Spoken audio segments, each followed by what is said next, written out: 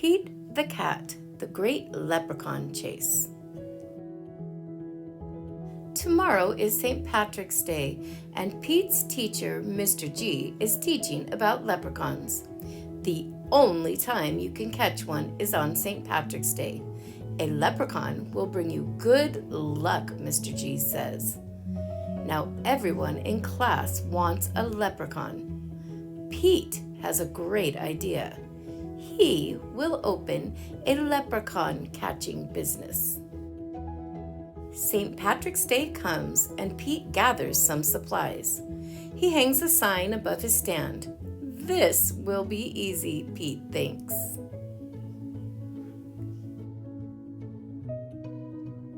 Squirrel is Pete's first customer. I want a leprechaun, Squirrel says. I need good luck for my test. Cool, I'm on it, says Pete. Pete has a plan. He will follow a rainbow until he finds a leprechaun. Finally, Pete arrives at the end of the rainbow and finds Clover the leprechaun next to a pot of gold. Pete sneaks up behind Clover. Swoosh! But Clover was too fast. Did you think you'd catch me so easily? He asked. Once there was a cat named Pete who thought nabbing some luck would be neat. Then he happened upon a smart leprechaun who he'll find quite tricky to beat. Clover disappears in a puff of green smoke. Pete will need a new plan. That afternoon, Gus visits Pete's lucky leprechaun catchers. I want a leprechaun, Gus says. I'll need good luck for my band recital. Pete says, I'll see what I can do. Pete plans to lure Clover out with his music. He plays a jaunty song on his guitar. Before long, Clover dances over to Pete.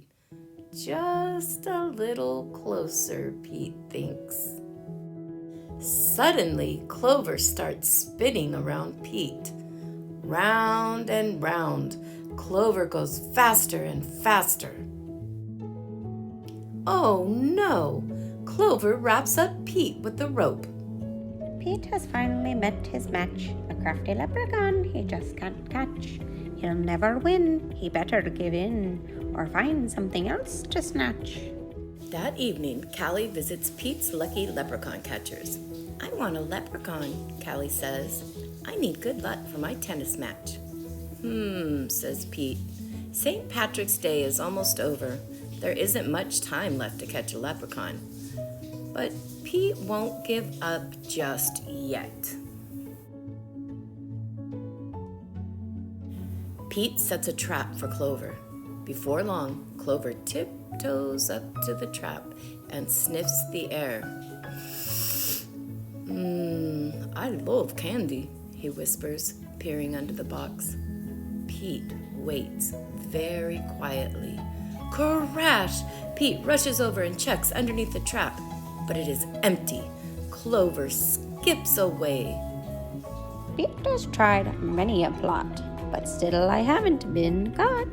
And isn't it dandy? I even got candy, while Pete ends up with squat. Pete has an idea. He follows the trail of spilled candy to Clover's secret hideout. Pete sneaks up behind Clover. Swoosh! Pete finally catches Clover. I'm helping my friends who need some extra luck, Pete says. Luck doesn't come from having a leprechaun, says Clover. You and your friends have each other. That already makes you as lucky as can be. Could Clover be right? Pete is one very lucky cat. A lucky cat doesn't need a lucky leprechaun. He lets Clover go.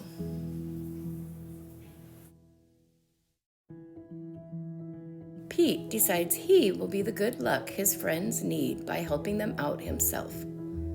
Pete helps Squirrel study for his test. Squirrel aces it. Pete helps Gus rehearse for the recital. Gus rocks it. Pete helps Callie practice for her match. Callie wins it. Clover magically appears. Good job, Pete, says Clover. I have one more poem for you. While Clover played hide and seek, Pete learned something unique. The luck that you make beats the luck that you take any old day of the week. Happy St. Patrick's Day. The end.